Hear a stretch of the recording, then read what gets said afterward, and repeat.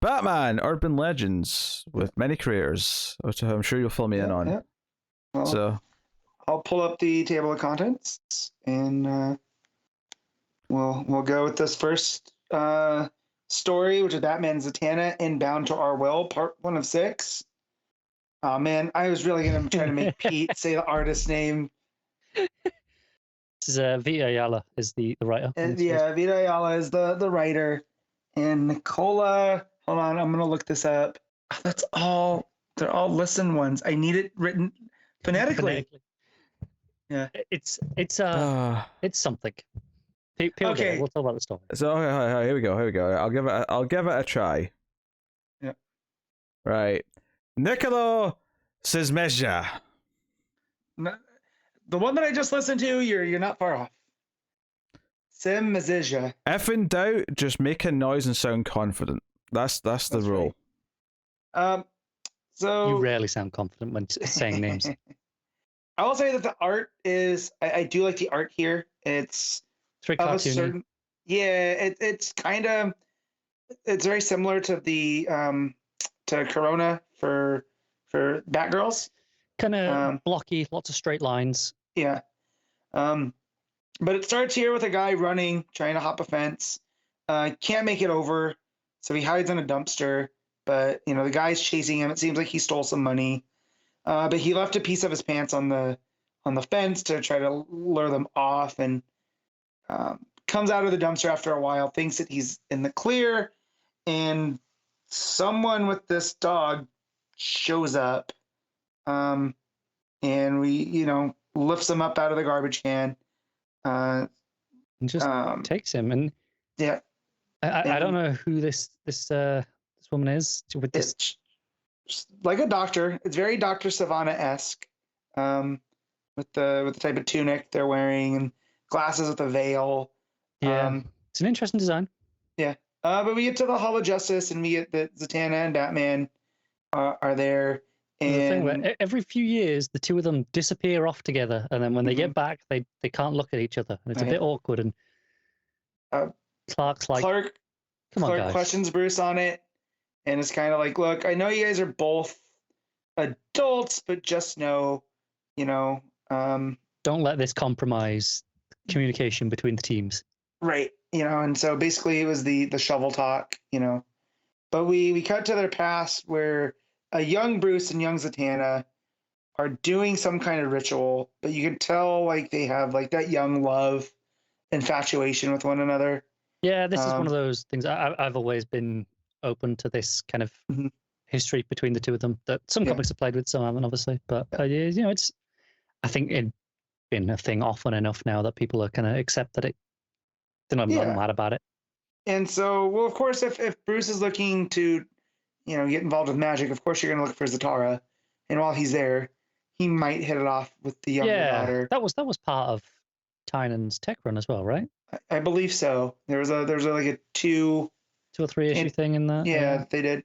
But basically, they did the spell together where they can share a mind, and it's basically like telepathy. They know what each other's thinking, but it causes almost the storm of. I really like the lettering effect for the thoughts. They've got obviously this purple bubble, which is probably more of a Zatanna color than Bruce, but right. The idea that they both share the same bubble as well. It's not like narration where characters have their different ones. There's no different fonts for different characters. It's just they've got this one thing to show it's the same.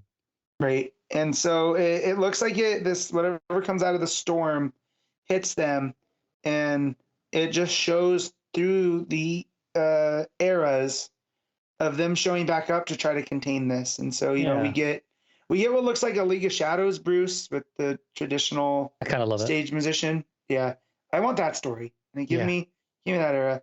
And then we get the more Justice League-y Blue Cowl Batman with the mystic, if you will, Zatanna.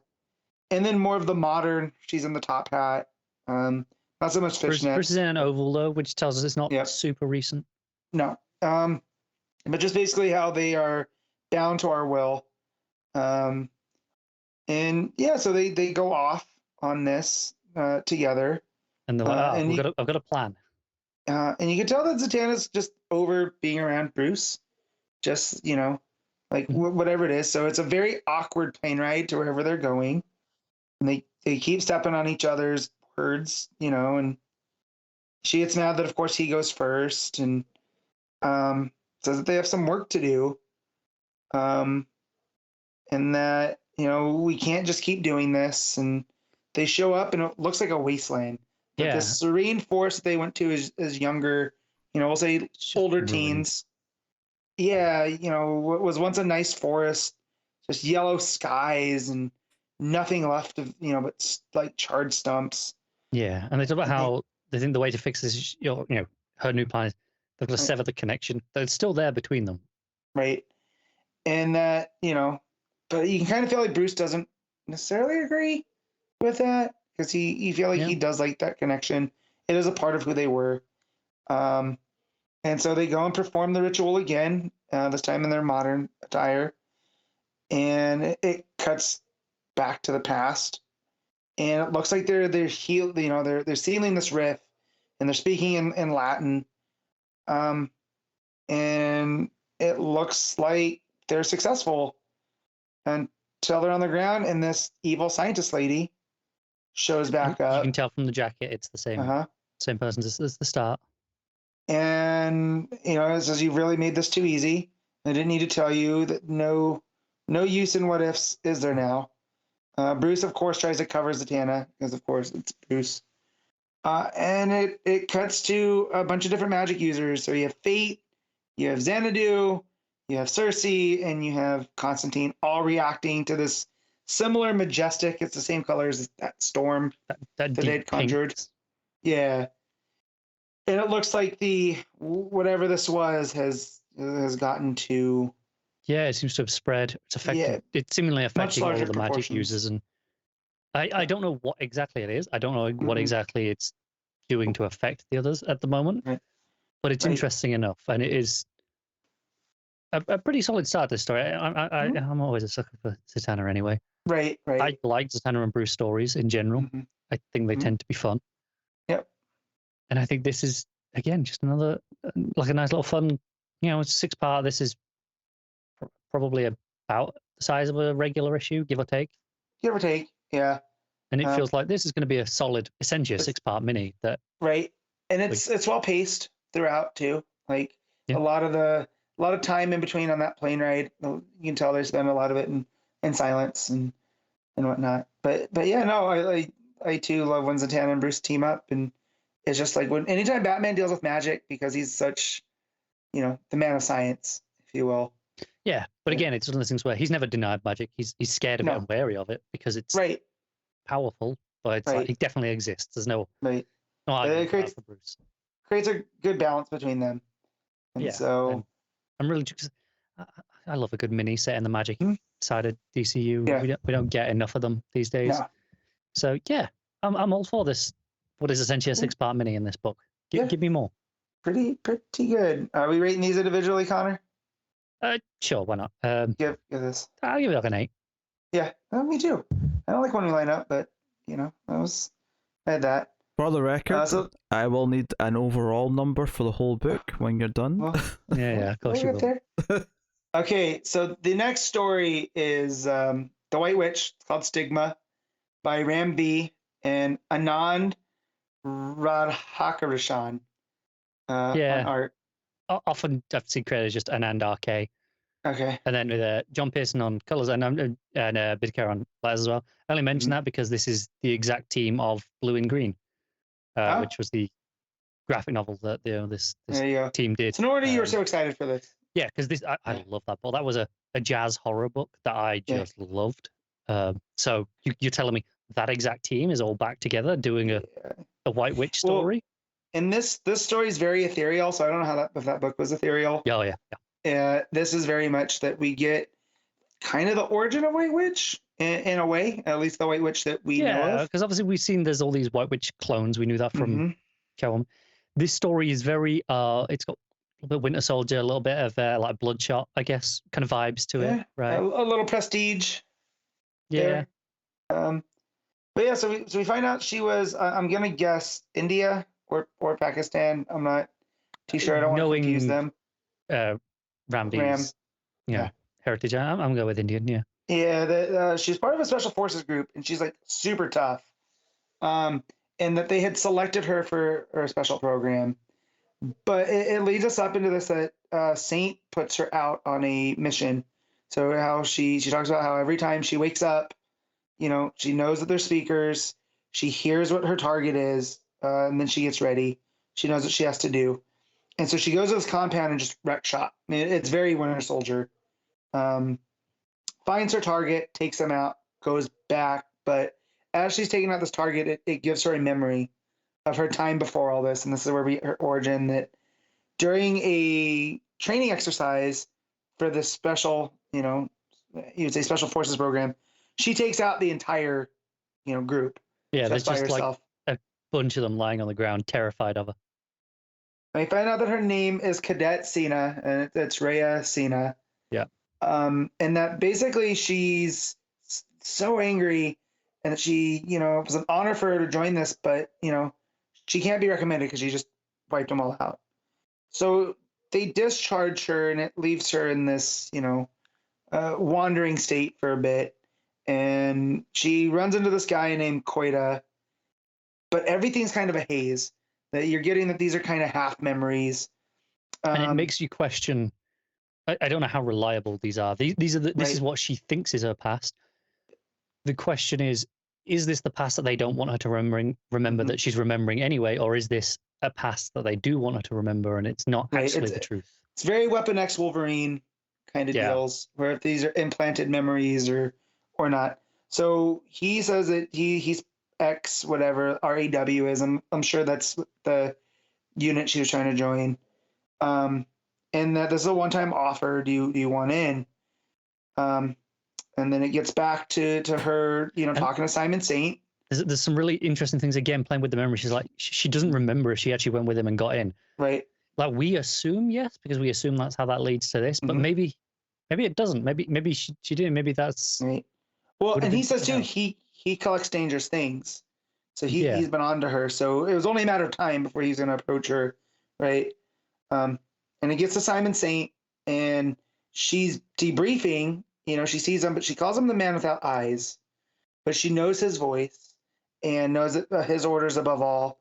And so, basically there was no witnesses. She did her job perfect. And as you see behind her, it's a bunch of tanks with more of her. Like we saw in Catwoman, where they had like just racks of them. And that he goes, "I'm sorry, it pains me to do this, but this victory, the success, they're both mine." And he shoots her in the head, and then they boot up what seems like another one. Yeah, it starts again because the first thing I think we see in this issue is her in the tank saying, "I awake," and that is the first line. And this is what happens again. So this version 8, as we know, is shot, and then the next page is I awake, and we assume version 9, but maybe there's more we didn't see. It's possible. So they give her the new mission, and now she's a sniper in the Atacama Desert on 6 miles from the Argentinian border. Looks like she's hunting people that are in refuge because they're going to the Wayne Foundation. They're going to help once they get to wherever they're going, which targets another memory that she knows the name Wayne. And then it takes her to a memory where she's with what's his name? She's in the mountains. There's a blizzard. It's Koida. Yeah. And it looks like they're coming up on Nanda Parbat. I know it's not. I know it's probably just a city up in the deep mountains, but there's a mystical quality to it. And inside is Ghostmaker and Bruce. Obviously this is during the years when they were training together as well established at this point, and it's like, okay, so White Witch met them, presumably did some training with them, or a version of her did, pre-cloning. The original, very hazy. But again, it has this ethereal quality. It's how trustworthy is this? It's hard to say. Well, and the last panel is Bruce reaching out to her hand to shake her hand, introducing himself, and says that Wayne, that face I must remember. And as she's doing this, it's kind of digitizing out. Yeah, he's kind of distorting, and it's overlaying that hex pattern that's on the White Witch's mask.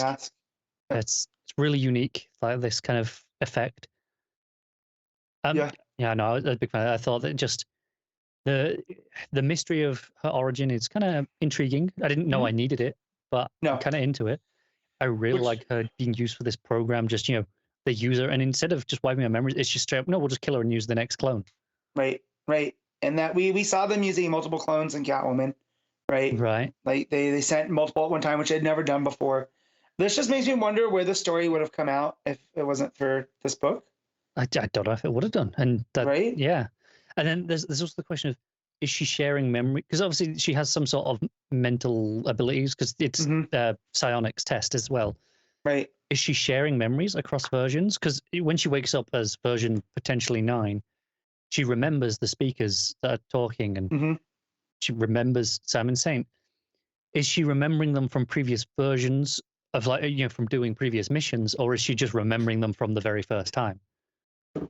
I don't know how much there is that cross building going on, but because we're dealing with psionics, it's possible that the memories are transferring across clones, and they are building up over time, which would be very interesting to see it take that direction, and kind of what that will lead to at the end. Right, and we know what Ram V's take on generational trauma and whatnot through Swamp Thing. It seems that there's a tie here to this character as well. That what's going to be too much for her to finally take. But yeah, it seems like there was a whole backstory he didn't want to go to waste. So no, it seems it's well thought out and well constructed, as opposed to just this is throwaway backstory. Right, and she just phases, and is that another thing too? Is that a specialty of each of the different clones? Does each clone have a specialty? I remember that was something we discussed at the time. I don't think we ever really got a firm answer for. No, but very, very good. Yeah, I'm going to give this story by itself a 9 between the art and the storytelling. Yeah, I am as well, actually. And I'll say again, if you enjoyed this story, particularly the art, the tone, maybe look at getting Blue and Green. It's a good read. It's obviously it's not related to DC in the same way. It's this jazz horror story, but tonally it shares a lot of identity with this story. Yeah, and those are the ones you read. You didn't read the Eternity story. No, I kind of read those two, and I was like, do you know what? I've got what I wanted. The next two, they won't grab me. I looked at them, but so I skipped it. Essentially, it's Kid Eternity. I kind of thumbed through it as I was getting, because I wasn't not going to read the Mark Russell story, which is Batman and Ace the Bat Hound. I will say again, skimming. Yeah, Gotham has a little Leningrad. I guess they do now. Why not? Yeah. But it's called The Trap, and it's Mark Russell, Carl Mostert, writer and artist. But yeah, this is a story of Ace, who I believe it was Tom King introduced this version of. Bruce found him in one of Joker's hideouts where he was, just bred to be an attack dog. And over time, gave this dog compassion, and now he's turned into the Bat Hound. And this is done I don't remember Mark Russell taking on Batman, so I wasn't sure how well the Mark Russell tone would be in a Batman focus book, but it's nailed here. It carries over, that sense of humor and kind of not satire, but there's definitely levels to this book. But it starts with Bruce and Ace going into Little Leningrad to basically stop a human trafficking plot. And when Bruce gets there, he says, we'll locate them by smell because they can't use the thermal imaging. And they get in there, and Ace just starts tearing them up. He's full on military trained dog.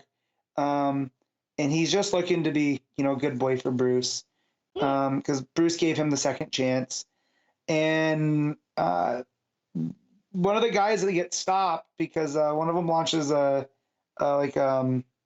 Bruce ends up causing making one of the stairways collapse with what looks like a grapple bomb. As one of the guys is laying there, Ace grabs him, so he can't get up, and he starts going, he's confused by a bat dog, and Bruce jumps on the guy and is like, "Don't call him that. He thinks you're saying bad dog." And so this is why he's a bat hound, because he doesn't want Ace to think he's bad. So he sends Ace to go find these victims, and we see him doing a lot of cool, protector dog stuff. He's hopping up onto the statue, up into the rafters. Bruce is taking out all the armed villains. Bruce gets taken out by another explosion, and a guy has a flamethrower. And right as he's about to torch Bruce, Ace comes down, gets told he's a good boy. And then we get to the whole backstory that I brought up of Bruce showing him compassion and training him that, he's a good boy. Bruce finds out that it's Strange, Hugo Strange, in with this plan, and he's got an explosive vest on, and that it's his party. He lured him out here, and that that I'm trying to get to that page because it breaks up, but that he's covered in C4, and he goes, Strange, how long have we known each other? I can't believe you have the nerve. You're not going to kill us both. And he goes, he's like, no, but, you do know me too well. I never had the nerve before because I have something now that I didn't before. And, when I look down deep in myself, you know what I found? And he says stage 4 cancer and hits the detonator. It looks like this is the end of Hugo Strange for this story. As Bruce is dealing with Strange, Ace gets down into the kitchen, and a very funny scene, flips over a bowl onto himself to get into where it's like one of the big giant mixing bowls to infiltrate the kidnappers. And he goes to start freeing the people that are being trafficked, and turns out they were decoys, and that whoever has this plan, it was to capture Batman, and they were just using Strange basically as bait. They tase Ace because, he just took out 2 armed soldiers, but they don't want to kill Ace because he has some value. But they go to get Bruce because that's what they're selling, is basically the identity of Batman. And that one of them goes to lift Bruce's cowl up, and they go, no, if you know who he is, that makes him less valuable, which means they'll take you out because, whoever knows who Batman is, that's what's worth the money.